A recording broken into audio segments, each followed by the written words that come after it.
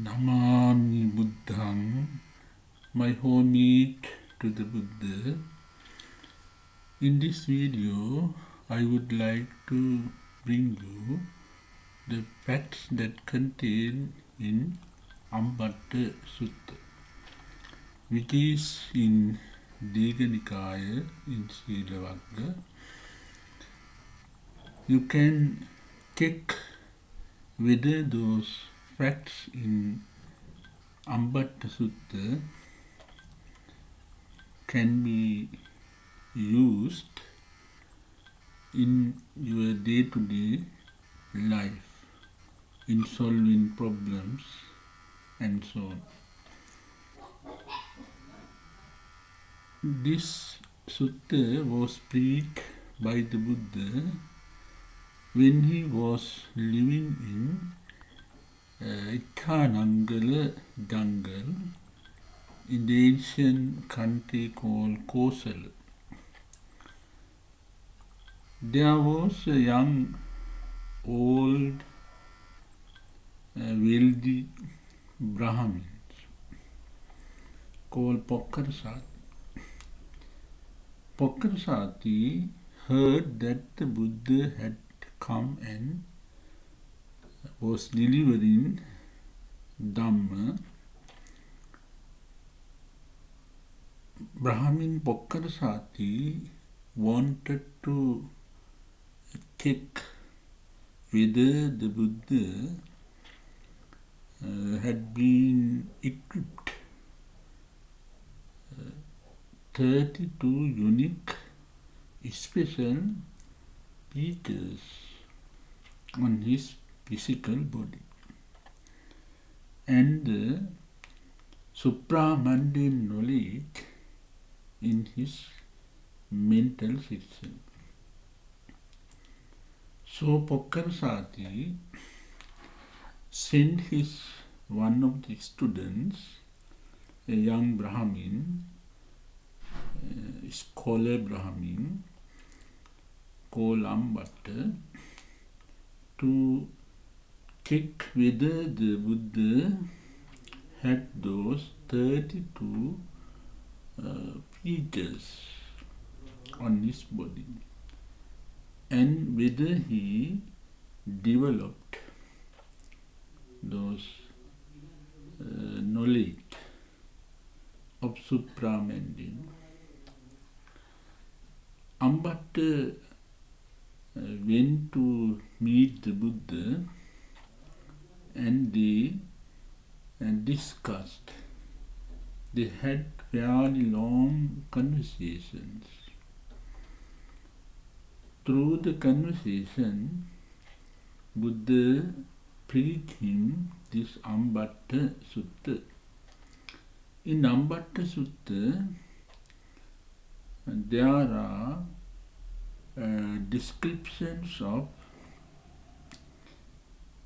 special 9 qualities of the Buddha, like Arahant, Samma Sambuddha, Vidyacharana Sampanna, Sugata Lokavidu, Anuttara Purisa Dhamma Sarati, Satta Buddha Bhagava. And there is about the caste system in the time of the Buddha.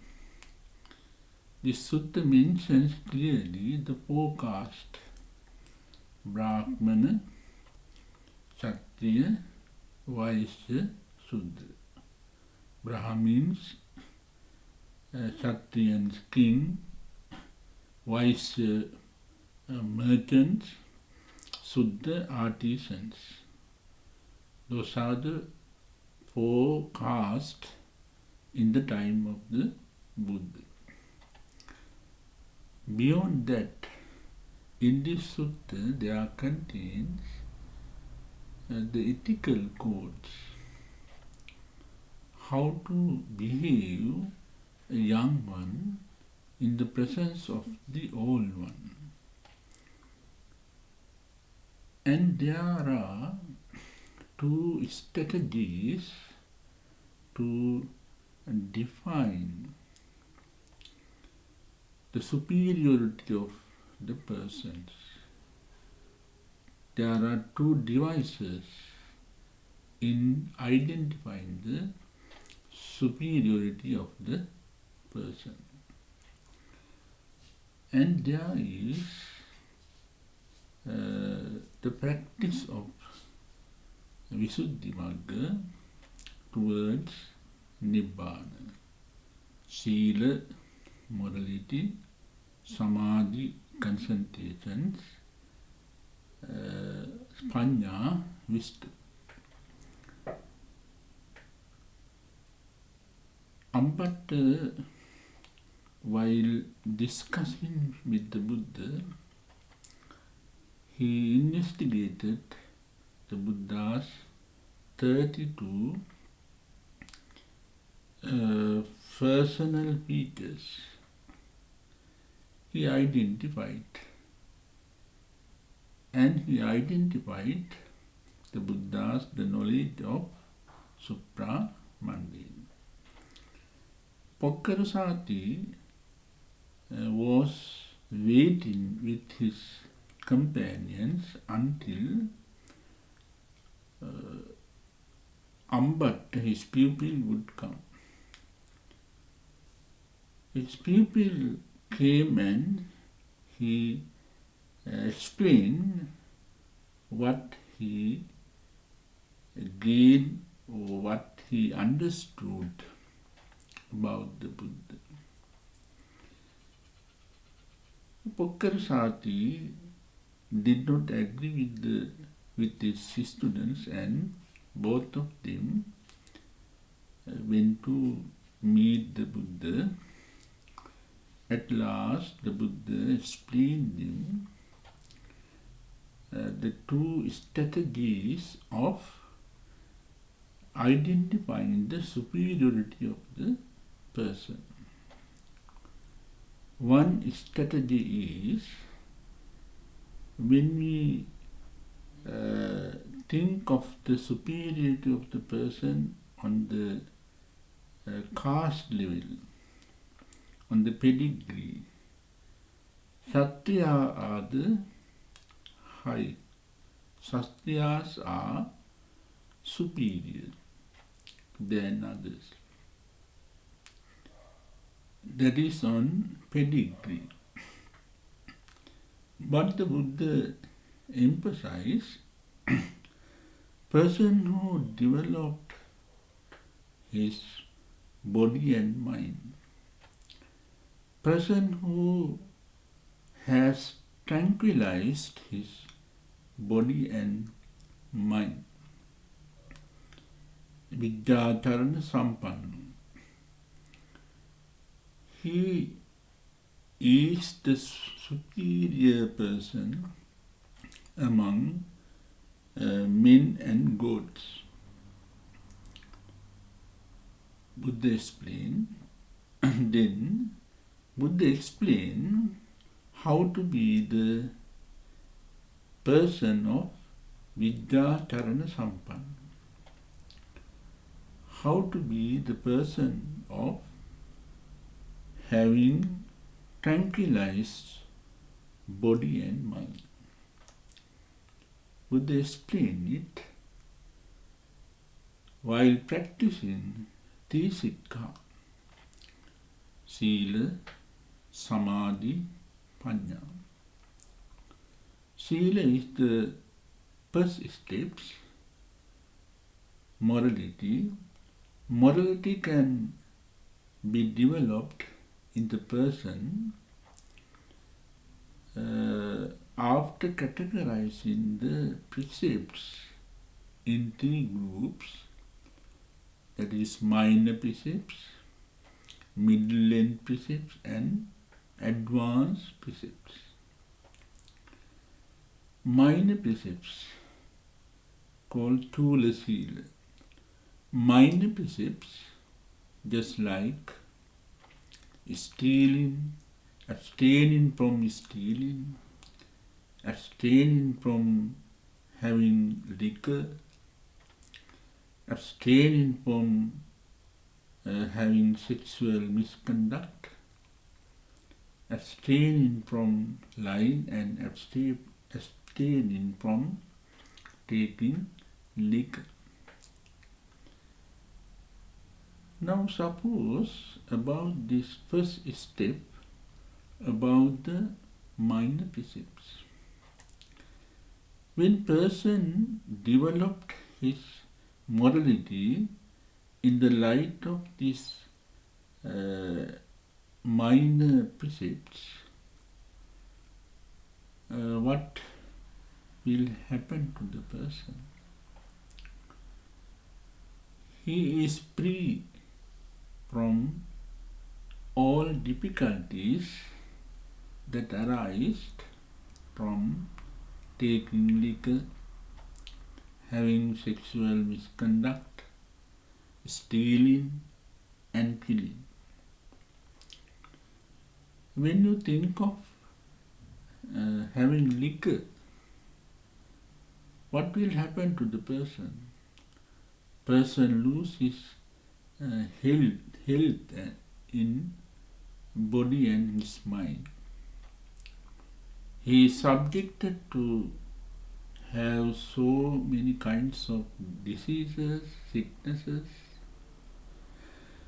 and he is blamed by others, he is neglected by others. If the person abstains from taking liquor, he does not have to face such problems. So that is the freedom, liberty of developing the morality. And the middle and precepts also say, advanced precepts also say, when the person developed his morality from minor precepts to advanced precepts, he feels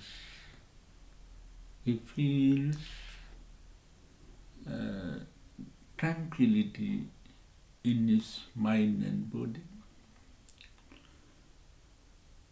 When he feels tranquility in his mind and body, when he gets away from five hindrances, kamakkhanda, vyapada, teenamidda, uddacca, kukkucca, vicikicca.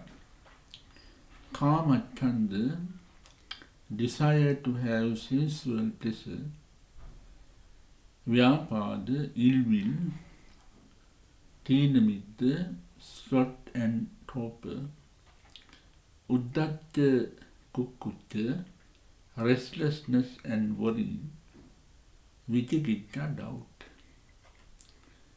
So those are the barriers that cover the vision of Nibbana. So person must get away from these five hindrances, regarding them as a sickness, a debt, the way of great difficulties. In that way, person think of the five hindrances and he get away from five hindrances. After getting away from five hindrances, he is going to develop his concentration. He wants to tranquilize his body. It's called karanadam. He wants to tranquilize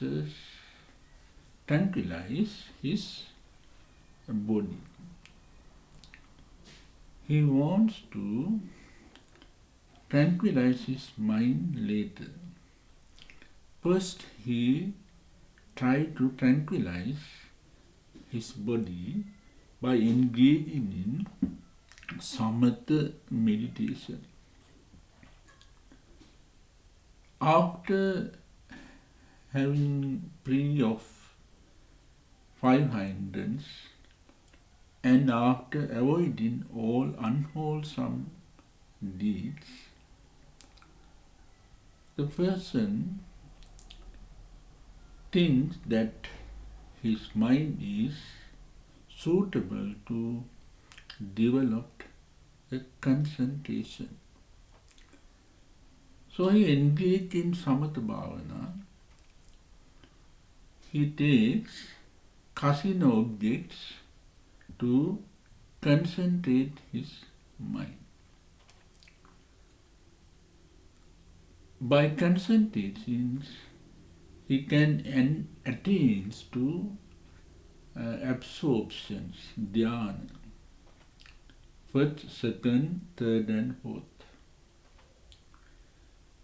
Each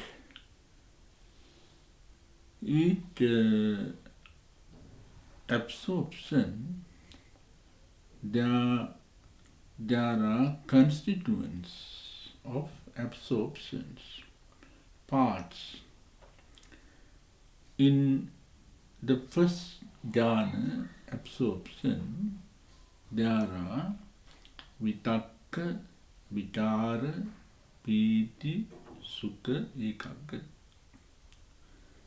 What is vitakka? Vitakka means when the person starts the kasina bhavana, he focuses his attention on a kasina object. He does not think of other objects. He limits to the kasina objects and he creates thoughts about the kasina object. That is vitakka. Then another constituent is vichara. Vichara is investigation. He investigates the thoughts that he created on the kasina object. Then he begins to investigate. How he investigates, he is limited to the kasina object. Now think of the functions of the compass. Function of the compass, compass has two arms. One arm fixed to the center and the other arms moves around the center within the same limit. The other arm goes around and completes the circle. It does not go beyond the circle. In that way, investigations are limited to the subject matter of kasina object. Vitakka, vichara, priti. After investigation, the kasina object, and he feels like that his mind is free. So there arises happiness, piti, because of the concentration of mind. Vitakka, vichara. He is limited. There arises piti, and because of piti, there arises pleasure, and then upekka, ekaggata. In that way, the person begins to develop his concentration. The first jhana has 4 elements: vitakka, vichara, piti, sukha.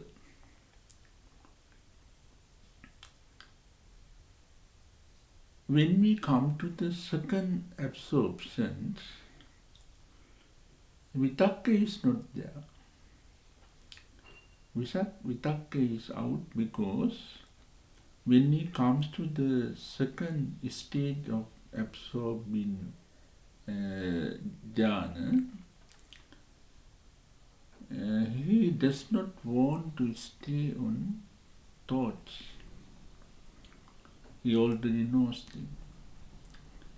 So he begins to investigate. So in the second absorption, there is no vitakka, thoughts, but investigations. Then piti, happiness, sukha, pleasure, and ekaggata, concentrations. In that way, the person can develop his mind in meditation, having samatha bhavana. Then the person develop his mind towards the 4th jhana. When it comes to the 3rd absorption, he feels only pleasure. In the 4th absorption, he feels upekha, neither happy nor pain. After developing the 4th jhana, his mind is flexible and soft and is suitable to understand the nature of phenomena. What is the nature of phenomena? That is impermanence, unsatisfactory, and non-soul. In that way, the person developed his samatha bhavana. The sutta describes, taking examples, how he feels like when he attains to the absorptions. Pratama dhyana, dutiya dhyana, tatiya dhyana, chatutta dhyana. When he attains to the first jhana, he feels like that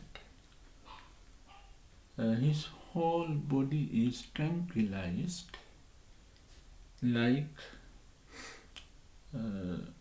pond is filling with cool water from the bottom of the pond.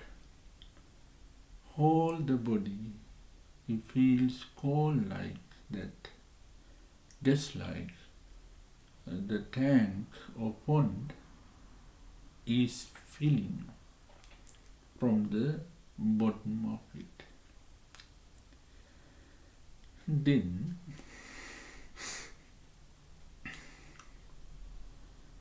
when we come to the second jhana also, the sutta describes his body is tranquilized just like a lotus flower is in water, is completely in water.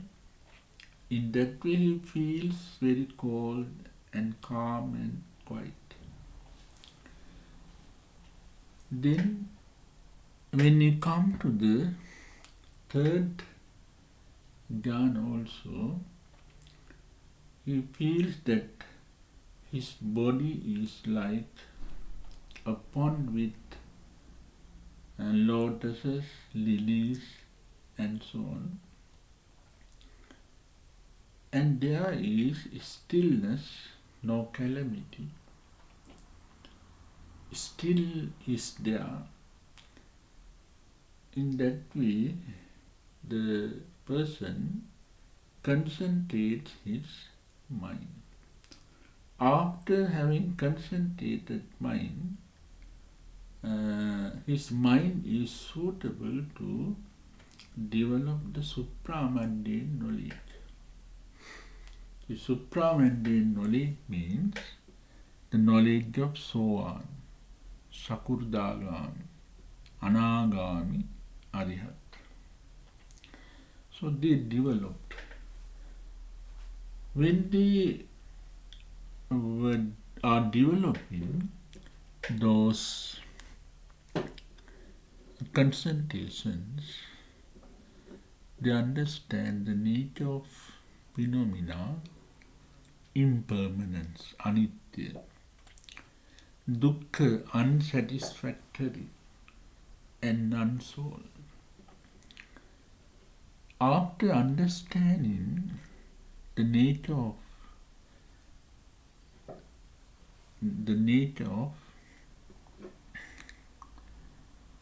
phenomena, he tends to develop the special kind of wisdoms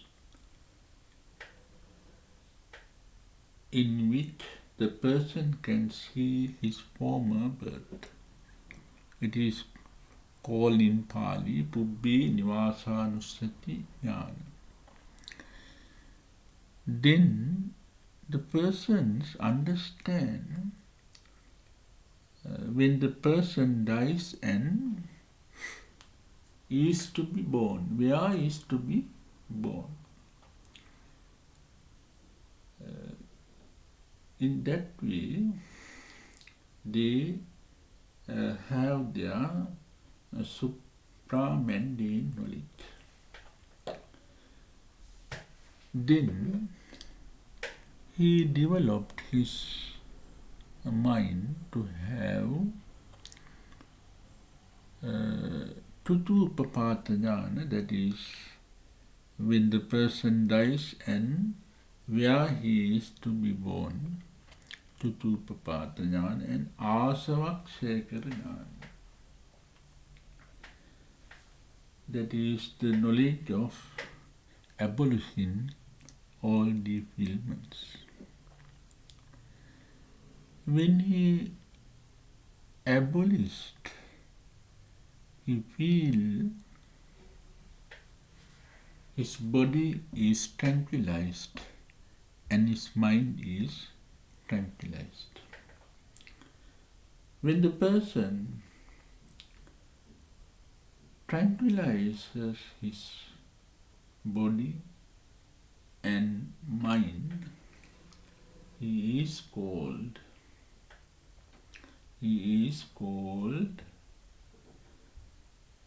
tranquilized person, or he has developed vidya karana. Vidya is wisdom, karana, that is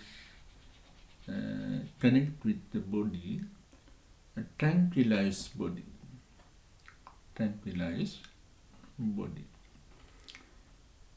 After having asavakshekara jnana, he understands the Four Noble Truths. This is dukkha, this is the cause of dukkha, this is the cessation of dukkha, this is the way towards nibbana. Let me stop my Dhamma speech with this.